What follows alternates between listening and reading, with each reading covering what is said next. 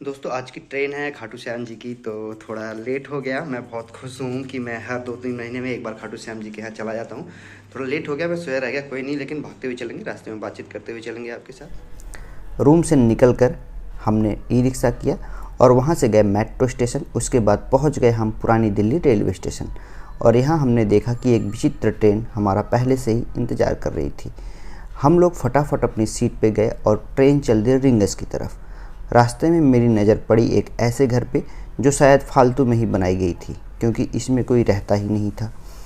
यहाँ पे रास्ते में किसी ने राई का पहाड़ बना दिया था, तो हम लोग पहाड़ भी देख लिए और इसी तरह मस्ती मजाक करते हुए हम पहुँच गए रिंगस के रेलवे स्टेशन पर।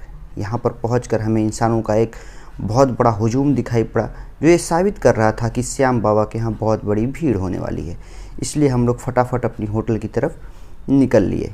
वहाँ से रेडी होकर निशान के साथ हमारी पद यात्रा शुरू हो जाती है और हम नंगे पांव बढ़ चलते हैं तोरण गेट की तरफ। 5 किलोमीटर चलने के बाद हमें रुकना पड़ा एक चाय की दुकान पर, जहाँ हम लोग पानी वगैरह पी सकें और थोड़ा आराम भी कर सकें, क्योंकि अब हमें ज़रूरत पड़ रही थी बूस्टर डोज की। और वहाँ पर इतना सारा गन्ना देखकर ये समझ में नहीं आया कि इतने गन्नों का रस पिएगा कौन, क्योंकि आधे घंटे से गन्ने वाले भैया के पास कोई क्लाइंट नहीं आया है। ये भगवा रंग का झंडा लहराता देख मन को बड़ी तसल्ली हुई और बाद में पता चला कि ये झंडा तो अपना ही है। जहाँ से हम लोग चाय पीकर निकले थे वहीं अपना बैग भूल गए थे, तो ये अपना विचित्र मित्र उसे लेने गया हुआ था और ये भाई साहब 200 किलोमीटर की स्पीड से बैग लेकर तुरंत वापस आ गए। रास्ते में पैदल चलने वालों का एक बहुत बड़ा हुजूम था और वहाँ हम लोग अकेले नहीं थे। वहाँ पर बहुत सारे लोग भक्ति भाव से पैदल चल रहे थे। पैदल चलते चलते शाम हो चुकी थी और अब पैरों की मांसपेशियाँ भी अंगड़ाई ले रही थी, इसलिए हमें फिर से रुकना पड़ा एक होटल पर, जहाँ हम लोग फिर से चाय वगैरह पीकर अपने आप को बूस्ट कर सके।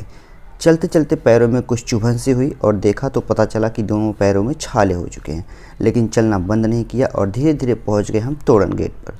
वहां पहुंचकर जो खुशी मिली, इन खुशी को मैं अपने शब्दों में बयान नहीं कर सकता। अभी तो हम बाबा के पास पहुंचे भी नहीं थे और मन की तरंगें अभी से खुशियों में डूब चुकी थी।